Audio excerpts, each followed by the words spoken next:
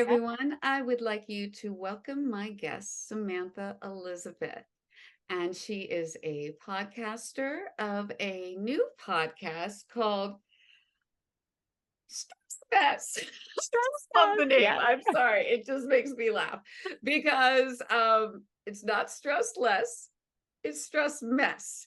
And it really is about her journey of taking the stress that came into her life, that comes into all of our lives, and basically being told, you have to stop right now, because you can always do something when someone tells you stop it right now. And actually learning how to maybe not stop right now, but find ways to lessen it. And she is speaking with people that are helping her work on that.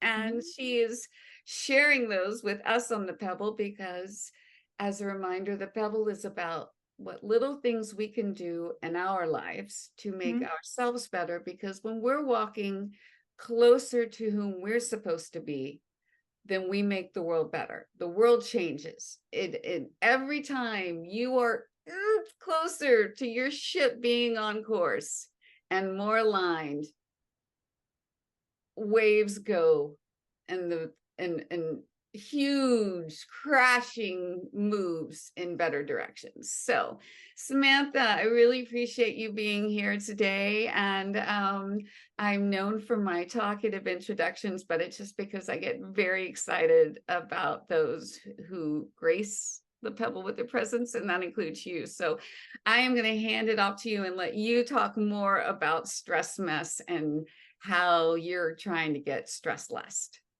Absolutely. So yeah, the podcast is Stress Mess, a stress less podcast. It is a mouthful. Try saying that 10 times fast because I do and get untied for sure. But I will get it eventually, right? And it'll just become commonplace of me saying it all the time. But yes, I always say I'm a self-proclaimed stress mess, and I was. But now I am doctor diagnosed stress mess. So that's the thing about official, me. ladies and gentlemen. It's official. I got a diagnosis. And my diagnosis is that I went to my doctor in 2021 because I went through a battery test starting in 2015, 2016. And I just kept going back to the doctor going, there's something wrong with me. Like, I don't know what's going on with me. I was tired. I had some mood swings. I was getting moody with people and sometimes angry, and I'm like not an angry person. If you know me, I'm pretty easygoing. I'm pretty, happy all the time. And, with that, I was just kept going back to the doctors going, there's something wrong. And I went through a battery test over and over and over again. They were seeing shadows in my abdomen or in other places in my body. And when they went to go investigate those things, they're like, nah, nothing's there. And so I was kind of like, okay, what is going on? So finally, in 2021, I went to the doctors and I said, okay, what have we not tried as far as tests, or have we done a test before that we can possibly try again? Because I was on vacation. I was in this beautiful place and I got so angry. I got angry at myself. I got angry with people that I was with. And I was like, okay, there really, really, really is something wrong. Being in such a beautiful place and being in such a stress-free environment, why was I so stressed? And so I went back to my doctors, and this is in August of 2021, so a little over 2 years ago. And my doctor put me through a battery of tests again. And, they saw a shadow again, and they finally concluded I have 2 tumors, masses, whatever you want to call them. I have one on my left adrenal gland, and the other one is in my abdomen. And it's just like, wow, what the heck is going on? So when we discovered those, I thought, ooh, it's cancer, right away. Like, that's where my mind goes, as a stress mess, right? That's where I automatically go. I think it's pretty much everybody. Right. I'll give you that one. I think that's everybody. I think I'm going to say that, like, I'm a slight hypochondriac, for sure. And I kind of have those tendencies. I don't try to go on WebMD because I'm dying, automatically. Everybody is, right? When they go on WebMD. But, when they did that, they said, okay, we're going to have to do some tests, just to find out what's up with these masses. And so they found out that they are only half an inch, which is great. And they're non-cancerous. And I was like, are you sure? Like that was the first thing I was like, are you sure? Do we need to do another test? And they said, no, they're not cancerous. And I'm like, that's wonderful. But they said, however, if they get over an inch, then they could likely become cancerous at that point, and we're going to have to go through surgery. And I said, okay, let's avoid that. How do I avoid that? And what did my doctor tell me? Don't stress. That's what she said. Don't stress. And I was like, what? And then, because like I have pretty much been a stressful person my whole life. I was told like, hey, you're too much of a perfectionist, like you put a lot. Yes. I'm like, you put a lot of pressure on yourself. And I do. And I used to put so much pressure on myself and put pressure on others. So with this diagnosis of my doctor telling me not to stress, I mean, at first I was like, how do you do that? Like, there's no such thing. It's kind of like when you tell yourself, I need to go to bed right now, or I'm not going to get a good night's sleep, and you put that much pressure on yourself, you are never going to get to sleep like that, Never gonna sleep. and that's the stinky thing is that like, don't put that much pressure on yourself or it's not going to happen. So you got to have it happen naturally. It's a little tongue twister too. But what I did is at that point, I went on a journey. Like I just went on a self-discovery journey. I'm a self-help person. I've always have been. I studied psychology, and I kind of went on this journey of like, what is stress, right? Do these tumors actually cause me stress? And the one that says on my left adrenal gland, that one does actually cause me stress, because what your adrenal glands do, you've got two adrenal glands in your body and they balance your hormones. They create hormones for you and they create some cortisol for you. And cortisol is your stress hormone. Right. And that is going to tell you to like get up and move your butt, right? And get things done. And so, for me, my body was creating too much cortisol. And that was actually a vicious cycle because I was stressed out, creating more cortisol than I needed to because my left adrenal gland was going absolutely nuts. And that was what's causing the mood swings. That was what was causing the anger, issues that I was having. And I was trying to I was trying to hide that. I was trying to always put a smile on in front of people too, which also causes stress too, because you're not like being who you are, like in lots of those kind of situations. So that's what I really did is I went on a journey, and like that particular journey took me into a lot of places for me to find my root cause to my stress and to figure out how to stress less. And that is hard to do. And so that is the reason why I started my podcast, is because I've learned a lot about that. And what I've learned, a lot about me is that the first thing you need to do is like when you feel stressed, and I have stress, depression, and anxiety, which is great. It's a wonderful combination, and ADHD. So with all of that, on top of it, you got to really know your body. And knowing your body is a matter of, okay, when I start to feel stressed, like right now, I'm feeling a little stressed, to be honest with you. And I start to notice like what changes in my body are happening. Feeling a little hot right now. I notice that my heart is beating a little bit more. And, if I put my hand to my heart and, really start to feel it, and then also like let myself feel the feelings that I'm feeling, because that's what stress is. It's a feeling, caused by either physical or external, or even things that are in like your mind. That's what it is. And so when you kind of put your hand to your heart and help with the breathing exercise or something, like if you breathe deep and then exhale, like that is exhale, sorry, I said that. But, when You you do that, excel at exhaling. yes, I excel exhaling, exhaling. But when you do that, that kind of helps you to focus in on that and to really determine like what is the cause of your stress. Like I said, a lot of times I put a lot of pressure on myself to be perfect at everything that I do. And this is receiving back to, this is not a therapy session, I know, but this is receiving back to my childhood. But, Oh, but I hear you. I get it a yeah. lot. I think most of us that have perfectionist issues, Mhm. it is, whether it's the oldest child syndrome or a parent that was absent. There's a lot of different reasons why people become perfectionists, but Mm. I think almost always a perfectionist is related to something very deep in our childhood. So it isn't easy. People are like, you shouldn't care. You cannot tell a perfectionist to stop caring. So Yes. I really appreciate that you are offering up like these like practical ways that because I'm like Julia Roberts and Eat, Pray, Love. I am not Zen. I don't know how to sit still. And so I can understand if like my adrenal gland were being pressured, how like anger could come up even on vacation, because if like something was telling me get up and go and everything else is telling me to sit and relax, you'd be Mm. like, so I really appreciate what you're sharing. Yeah, absolutely. I mean, so that's the thing is that like just kind of focusing in on like what is causing you stress there. And then a lot of times, like if it is perfectionism, letting that go. And that's so hard to do. This has taken me years and years and years to let that perfectionism go. And what that really looks like is, just knowing that not everything's going to be perfect. We're all not perfect human beings.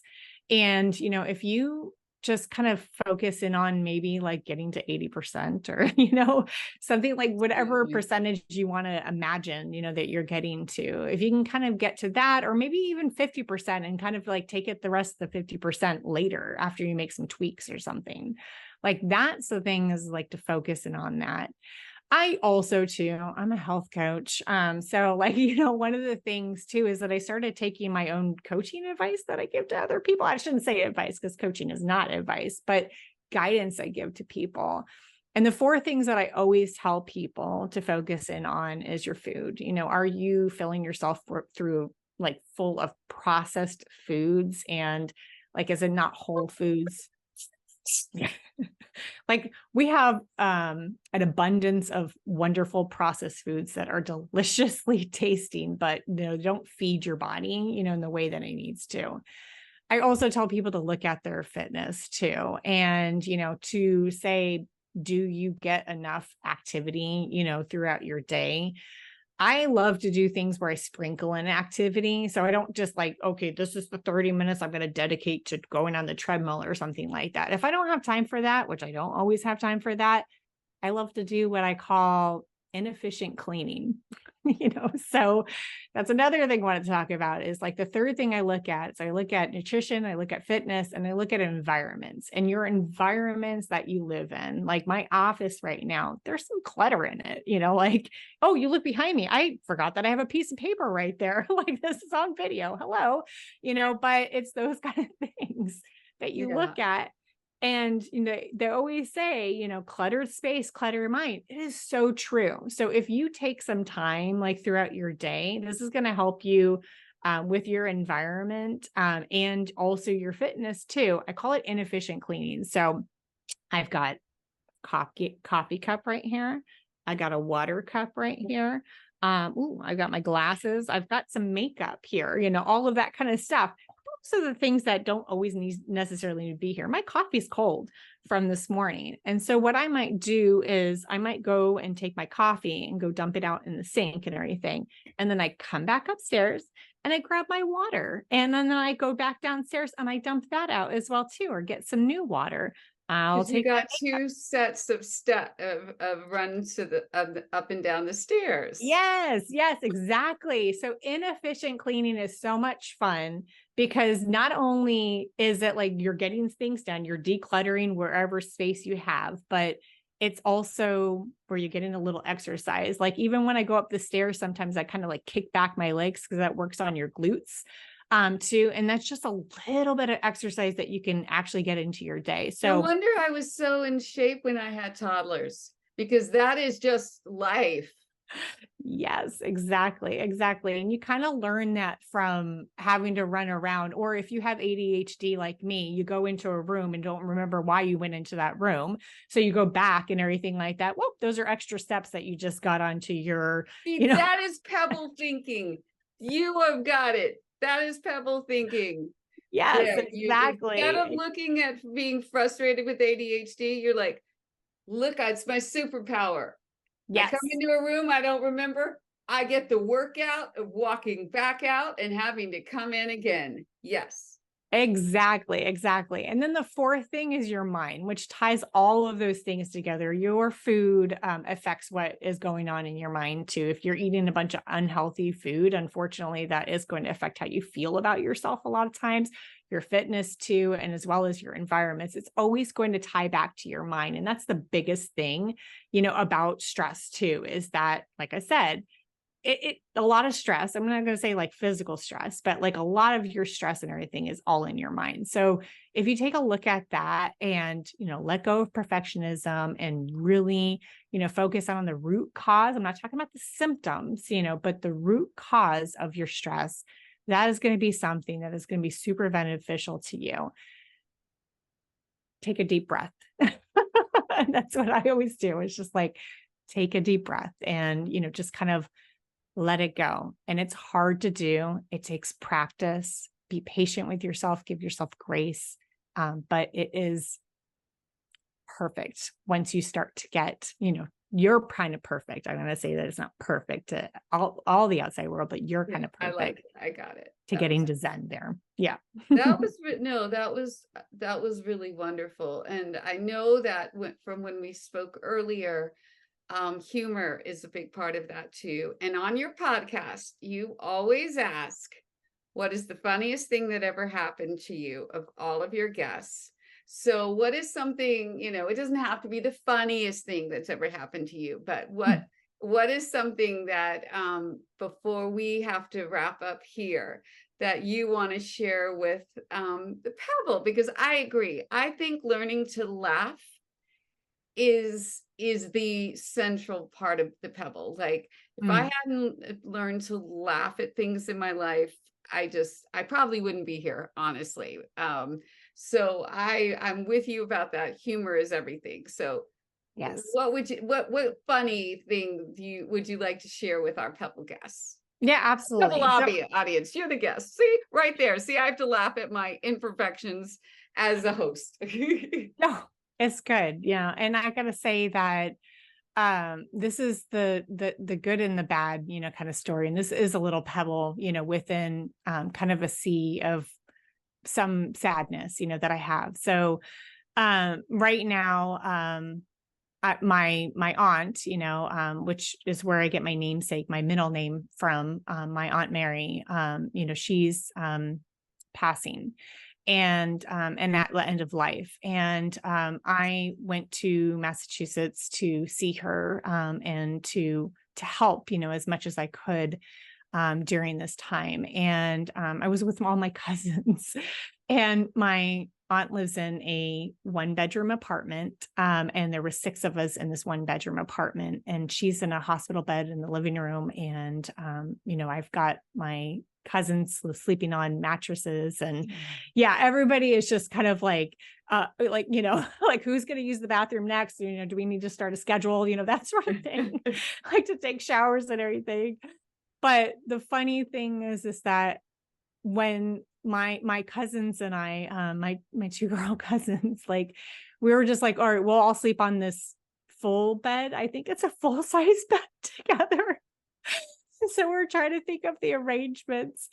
And we just couldn't stop laughing amongst all of the pain and the suffering that we knew my aunt, and the emotional pain and suffering that we were going through as well too. But we couldn't stop laughing, and we were both all having the crazies and everything. But my cousin was like, well, I usually face, this way. And so we were trying to figure out like what side of the bed she needs to be on. And in the middle, and this is what ended up happening, is that we're all like head to head, on this bed, all 3 of us together, just kind of squished in there. And I'm sitting there like, this completely, just squished in.